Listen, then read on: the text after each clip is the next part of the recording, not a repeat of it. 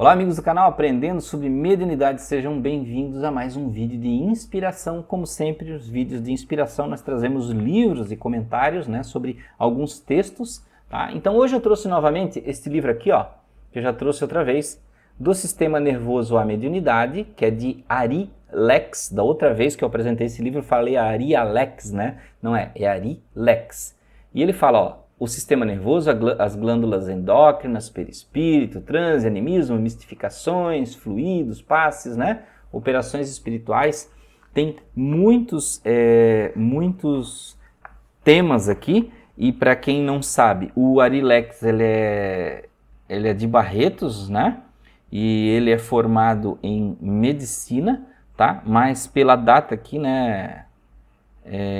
que tem aqui do livro, provavelmente o Ari Lex ele já é desencarnado, eu suspeito, eu não sei, eu suspeito que sim, tá? Que nasceu em Barretos em 1916, tá? Então me desculpem se eu estou enganado, tá? Então eu puxei aqui, nosso objetivo é pesquisar a vida do Ari Lex, mas trazer o conhecimento dele, o estudo dele, porque ele era médico, tá? E era espírita, e ele fez um estudo muito interessante sobre a mediunidade nesse livro aqui.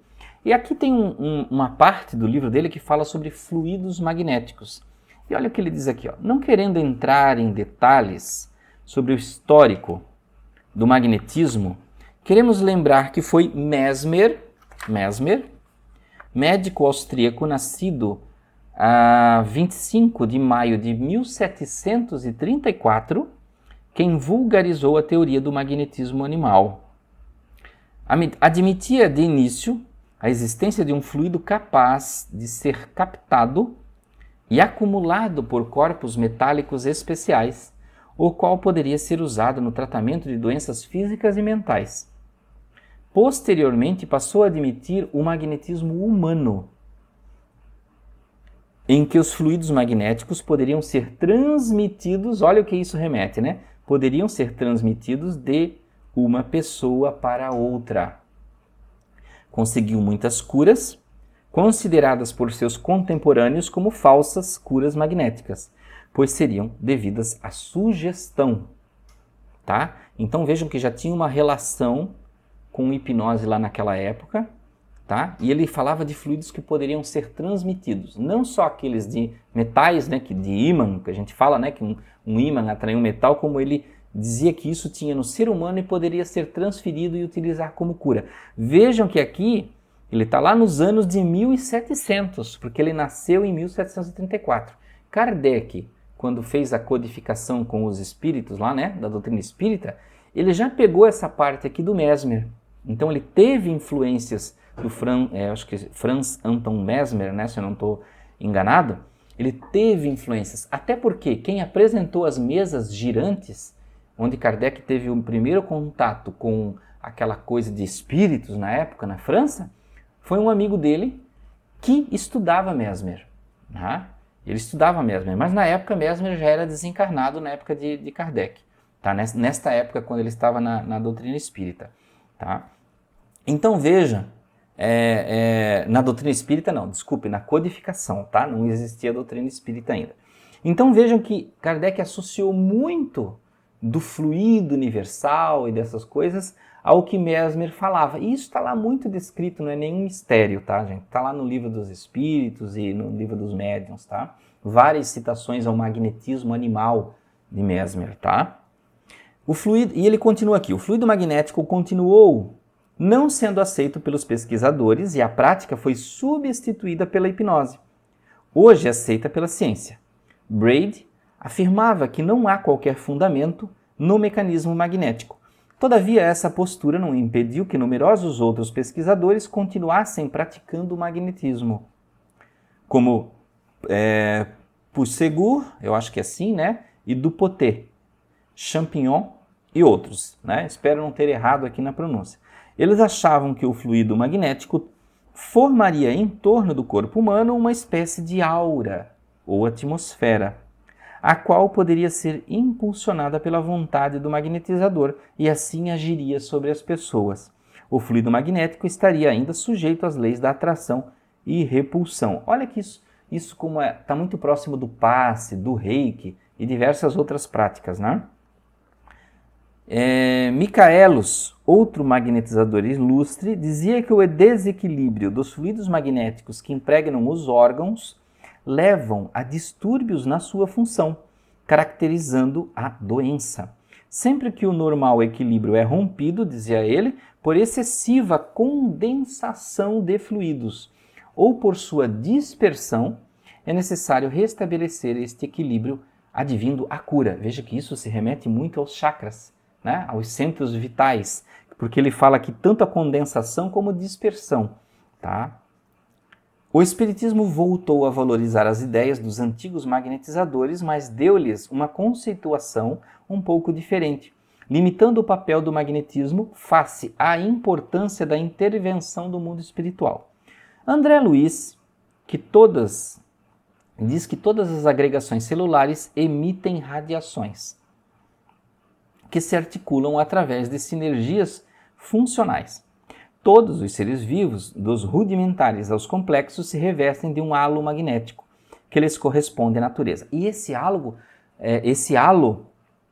ele pode ser observado também pela fotografia Killian, né? E se sabe que o corpo humano, ele conduz a energia, ele conduz a própria eletricidade, né? Que é um nível mais mensurável, digamos assim, pela ciência atual. Tá? No livro A Gênese de Allan Kardec, encontramos no item 33, no capítulo 14, úteis esclarecimentos. E aí ele replica aqui o livro A Gênese até o final do comentário dele sobre fluidos magnéticos. Ele diz o seguinte: a ação magnética pode produzir-se por diversas maneiras. Pelo próprio fluido do magnetizador, é o magnetismo propriamente dito ou o magnetismo humano, cuja ação é subordinada à potência e, sobretudo, à qualidade do fluido. Segundo, pelo fluido dos espíritos que atuam diretamente e sem intermediário sobre um encarnado, seja para curar ou acalmar um sofrimento, seja para provocar o sono sonambúlico espontâneo, seja para exercer sobre o indivíduo uma influência física ou moral qualquer, que é o magnetismo espiritual. 3. Pelo fluido que os espíritos derramam sobre o magnetizador, servindo esse de condutor. É o magnetismo misto, semi-espiritual, ou, se assim quisermos, humano-espiritual. O fluido espiritual é combinado com o fluido humano e dá a este último as qualidades que lhe faltam. Então vejam que ele dividiu aqui em 3, né? Que é o fluido só da pessoa, que é aquele fluido sem intermediário, tá? Para curar, para acalmar, e aquele que também tem a dinâmica de uma outra entidade em conjunto. Então vejam que essas energias, ela pode ser só da pessoa, emanando só dela, vital, porém tem seus problemas, porque eu costumo dizer, quando você doa energia que é particular sua, sempre as pessoas têm aquela sensação de ficar exaurida, de ficar cansada. Então por isso que eu digo, você vai em qualquer lugar, você vai abraçar alguém, você vai conversar com uma pessoa, que geralmente a pessoa tem um certo peso energético e acaba sugando você, nunca creia-se doando de você. Sempre conecte-se com o alto. Então ele fala também de momentos onde você veicula energia de uma outra entidade, de um espírito, como por exemplo, no centro espírita na hora do passe. Você está dando passe, mas não é só você. Existe um espírito também que traz a energia do astral, passa por ele, passa por você e chega na pessoa que precisa receber, tá? E existem energias nos locais, existem energias nas pessoas, nos ambientes, quando as pessoas se aglomeram e saem, ficam energias particulares ali. Então, vejam que nós estamos sempre em uma dinâmica energética de fluidos. Quando você conversa, por exemplo, com alguém e está muito determinado a explicar alguma coisa, você está magnetizando aquela pessoa e a pessoa está prestando atenção, existe o efeito que a gente diz de quase que a outra pessoa que ouve entrar em transe, porque ela está mantendo o foco dela em você. Então é como se você estivesse hipnotizando ela, né? Mas você não está com essa intenção, você está querendo direcionar o seu raciocínio. Então vejam que não é só a sua fala, o seu gesticular, mas você está transmitindo mentalmente para ela ondas, desejando que ela compreenda aquilo que você quer passar. Então veja que isso acontece na hipnose, acontece, por exemplo, numa palestra, as pessoas que estão conectadas com o palestrante, elas estão recebendo.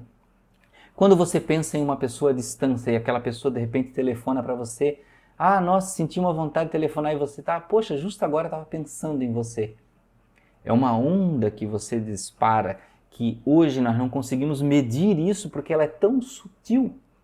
Mas como que ela pode chegar tão longe, pode ir do outro lado do planeta, né? Então vejam que é uma capacidade telepática, uma capacidade de transmissão, né? que ainda nós não conseguimos mensurar detalhadamente e não replicar essa emissão de forma a demonstrar isso. Mas existem várias e várias pesquisas que já demonstram essa transmissão pelos efeitos, né? Mas não consegue se repetir com exatidão nem ter uma medida do potencial de força, a partir de que potencial que isso se transmite.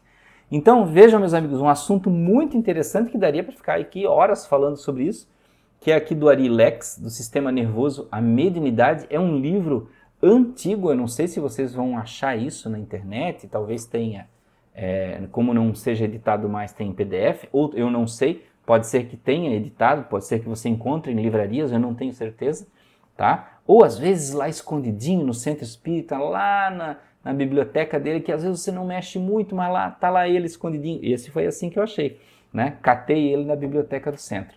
Então, meus amigos, espero que tenham gostado do vídeo. Um grande abraço, muita paz, muita luz. Até o próximo vídeo de inspiração.